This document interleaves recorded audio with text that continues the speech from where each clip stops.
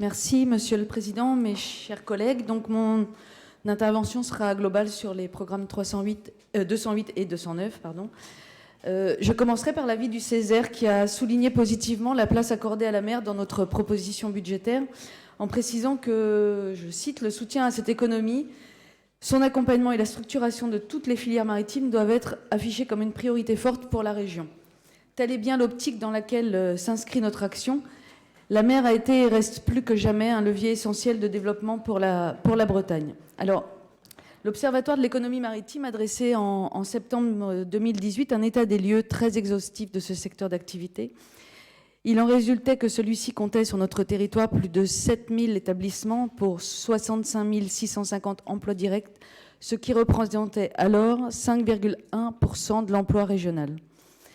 Si on compare avec d'autres secteurs, le nombre d'emplois générés en Bretagne par ce secteur d'activité est supérieur à celui enregistré dans le secteur du BTP, par exemple.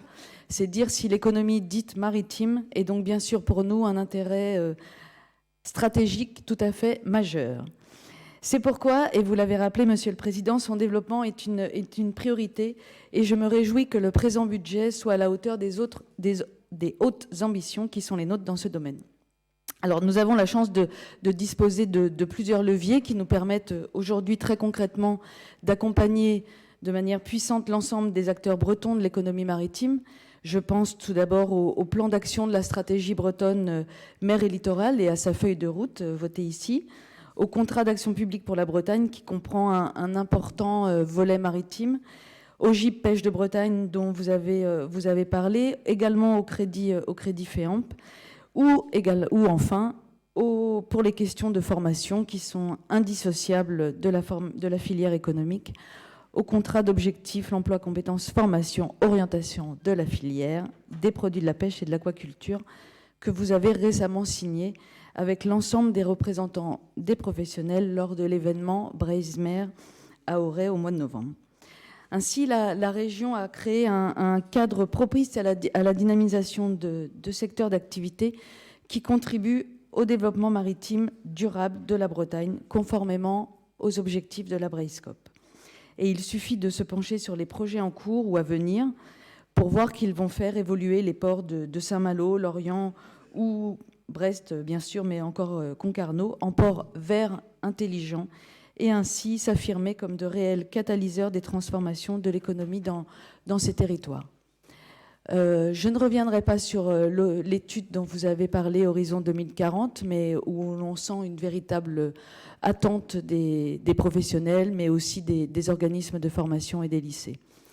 Pour autant, notre collègue Forough Salami l'a évoqué hier dans son discours de politique générale, ce que sera notre région demain ne sera pas seulement conditionné par ce que nous voulons faire, mais aussi par la manière dont le monde évoluera. Je pense bien sûr au Brexit, qui nous a rappelé combien nous sommes dépendants de notre environnement international et combien il apporte d'être capable de s'adapter à celui-ci. En l'espèce, l'impact sur notre filière halieutique de la sortie du Royaume-Uni de l'Union européenne s'avère potentiellement très dommageable. Et nous devons tous garder en mémoire que la Bretagne concentre à elle seule 38% des effectifs de marins pêcheurs de la France métropolitaine. Un autre motif d'inquiétude, mais qui a été assez évoqué hier également, c'est la récente décision de la Commission européenne d'exclure des dizaines de bateaux bretons du périmètre de la mer Celtique. Monsieur le Président, nous savons l'énergie que vous déployez et la détermination qui vous anime afin que ces intérêts soient au mieux préservés. Je tiens à le redire ici, vous pouvez compter sur notre entier soutien dans ce combat difficile pour garantir un avenir à ce pilier emblématique de notre économie. Mais soyons positifs et je me réjouis de la forte hausse du montant des investissements dans le champ portuaire, plus 156% en autorisation de programme et d'engagement et plus 17,5% en crédit de paiement. Dans ce domaine également, il s'agit de répondre aux défis du Brexit en modernisant les concessions et les infrastructures, mais aussi en procédant aux nécessaires opérations de maintenance.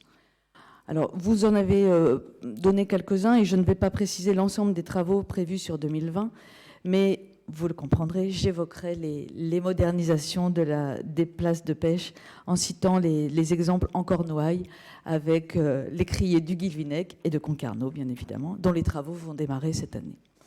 Pour conclure, gageons que votre action, Monsieur le Président, celle des parlementaires européens mais aussi nationaux, aboutissent positivement afin que dans les négociations post-Brexit qui s'ouvrent sur les droits de pêche, les pêcheurs bretons ne servent pas, et je vous cite, de variable d'ajustement. Je vous remercie. Merci à vous.